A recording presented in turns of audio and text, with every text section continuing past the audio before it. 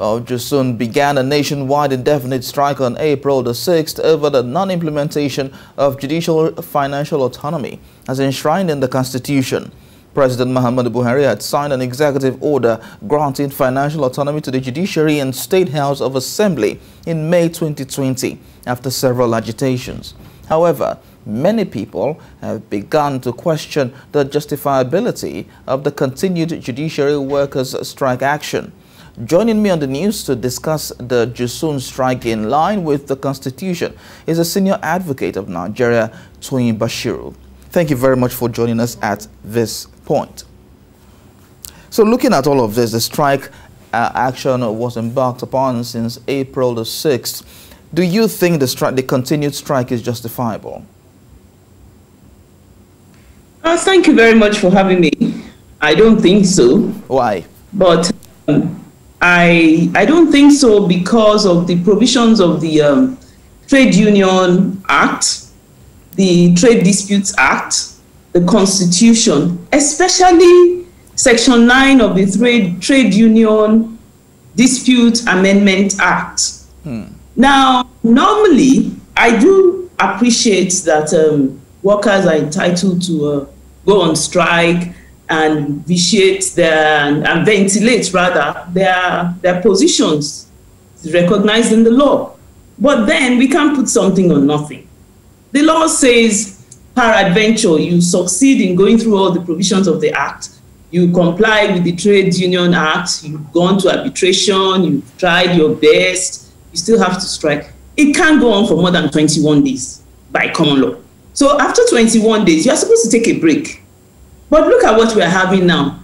Lagos State has complied with their desires and some other states. And they themselves, in between themselves, decided that, okay, there will be partial call-off. Then Jusun goes there, the federal goes there to drive out people. No, Section 9 does not allow that. You can't stop other people from going to their offices. You've down tools, fine, we're here.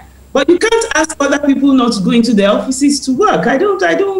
I feel that is getting a bit excessive. But if everybody, if the workers, some judiciary staff, union workers are going to work while others are on strike, won't it diminish the efficacy of the strike action? Of course, they are calling for financial autonomy.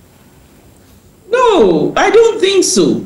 Now, you see, you have to look at this issue from the backdrop of the Constitution itself. We have a federalism in place. The states are autonomous, and then the center is there. Thank God the president tried to do what he needed to do.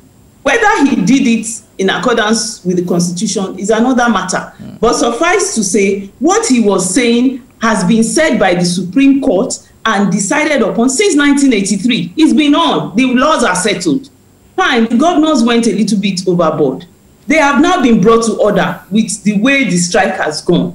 But as long as Lagos State is different from Oyo State, if Lagos is complying, Bayelsa says they are complying, Rivers is complying. So this solidarity strike, if I may use that language, is to say, okay, we encourage you for 1 week. We support you for 1 week. We sympathize for 1 week or less or a little more. But once a state is complying, you can't stop them from working. That's like punishing somebody else who has not offended because of somebody else's offense. It's not right. All right. So in line with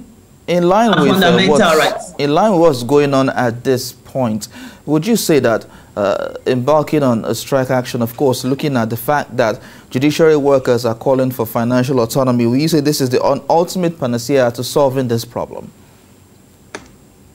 As far as I'm concerned, I would say it is not. Because what they are quarreling with is a process.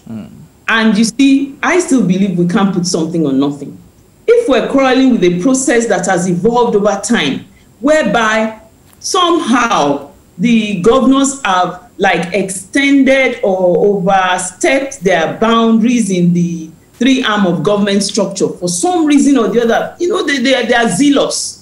It has happened, but it is a process. You've made your point. We've heard it loud and clear.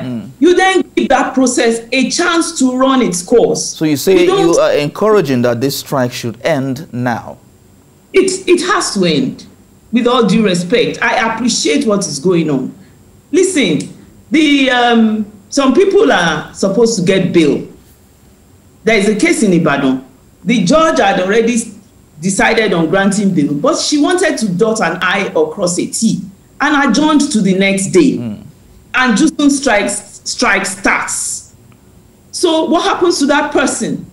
What happens to businesses? We're complaining that investors are running away from Nigeria. Apart from favorable environment to do business, there must be proper dispute resolution structure in place. All right. Is it there? I don't know. I'm not sure about what is going on. And then I consider the judiciary as an essential service, a very, very integral part of our three arms of government.